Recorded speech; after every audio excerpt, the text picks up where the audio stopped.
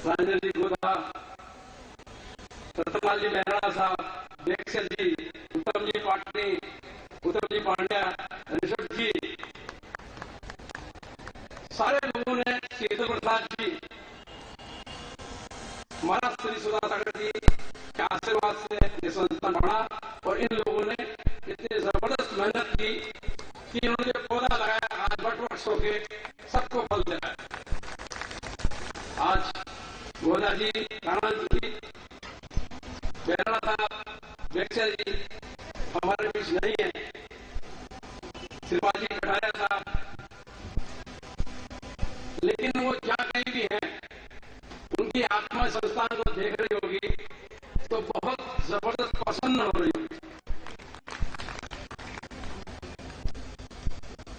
यहाँ प्रमोद जी को मैंने इतना मना किया था कि कोई मान सम्मान मेरे परिवार का, हमारे परिवार का बिल्कुल मत करना, अगर आप गारंटी दो तो मैं आऊंगा नहीं आऊंगा।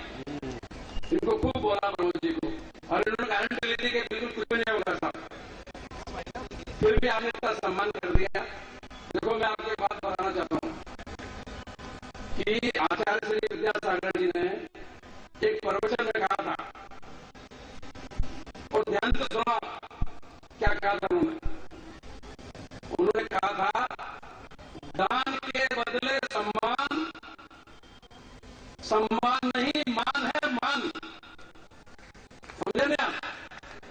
तो आपने प्रमोद जी को, हमारे परिवार को मान के आगे बना दिया, तो इसलिए काम करना चाहिए और मान सम्मान के चक्कर के अंदर समय भी बर्बाद होता है और मेरे को कम से मुझे तो पसंद नहीं। आज राणा जी गोदा जी सब चले गए, हमें बहुत चिंता हुई कि इस संस्थान का क्या होगा, लेकिन आदरणीय एस.के. जैन साहब, प्रमोद जी पांड्या, सुरेश जी कासलीवाल और बाकी पूरी कार्यकारिणी, हमें ऐसी कार्यकारिणी मिल गई और राकेश जी अपने वास्तव सारी ऐसी कार्यकारिणी मिल गई कि इस संस्थान को बिल्कुल व्यवस्थित तरीके से आगे बढ़ा रहे हैं और सुंदर सुंदर काम कर रहे हैं। बल्कि पहले किसी काम में क्योंकि उसमें सीमित साधन थे, पैसा भी सीमित था, तो जैसा बन सका वैसा बनाया, फिर उसको सुव्यवस्थित कर रहे हैं। और जब भी मैं आता हूँ, आज भी मैं पहले आ गया था, आगे इन्होंने जो काम करवाया और देखा, मेरी तबियत प्रसन्न हो गई। इनको बहुत बहुत, सारी कमेटी को बहुत बहुत धन्यवाद, बहुत बहुत साधुवाद कि आप इसी तरह आगे बढ़ते रहो। और हम तो मैं प्रमोद जी को बोलता हूँ कि बात कि प्रमोद जी आप आगे बढ़ो, आपके साथ। तो बंधुओं, मैं आज आपको एक बात शेयर करना चाहता हूँ कि मेरी भावना थी कि जयपुर में एक अच्छा, सभी ये तो संस्कृत के लिए उसके लिए यहाँ है, सब लड़कों लड़कियों सब हो गई सारी छात्रावास की, पर एक छात्रावास जयपुर में बने। मैं देखता था कि उन्होंने छात्रावास बना रखा है, उस समाज ने बना रखा है, उस समाज ने बना रखा है, उस समाज ने बना रखा है, अपने जैन समाज में छात्रावास नहीं था। तो मैं कई सालों से लगा हुआ था। पहले रंजन जी बोलता थे जब महावीर स्कूल के अंदर अध्यक्ष थे, जब मैंने कहा महावीर स्कूल में छात्रावास बना दें, ये कर दें वो कर दें। मैंने अभी विजय काला बैठे हैं, इनको भटारी की नशा के लिए मैंने कहा कि भैया छात्रावास बना देते हैं, लेकिन अब कहीं क्या दिक्कत वो छात्रावास बन नहीं सका। तो पहले सरकार में वसुधा जी की सरकार थी, उसमें से संजय कृपलानी यूडीए मिनिस्टर थे, वो मेरे बहुत अच्छे मिलने वाले थे। मैंने उनको कहा कि भाई हमारे को छात्रावास बनाना, हमारे को जमीन चाहिए कंसेशन। तो उन्होंने पूरी मदद करके और प्रताप नगर के अंदर 3000 गज से अधिक जमीन 200 फीट रोड के ऊपर कॉर्नर हमारे को उन्होंने दिया। फिर वो हमने संस्थान के नाम से, संस्थान से पैसे सारे संस्थान ने दिए और संस्थान के नाम से इसका रजिस्ट्रेशन करवा लिया। अब उसके अंदर बिल्डिंग बननी थी, तो बिल्डिंग बननी थी, बिल्डिंग कैसे बने, कितनी बने, कैसे बने, तो मैंने पता किया कि इसमें 12 मंजिल बिल्डिंग बन सकती है। तो फिर लेकिन बिल्डिंग का नक्शा पास कराने के लिए काफी जबरदस्त फीस मांग रही थी।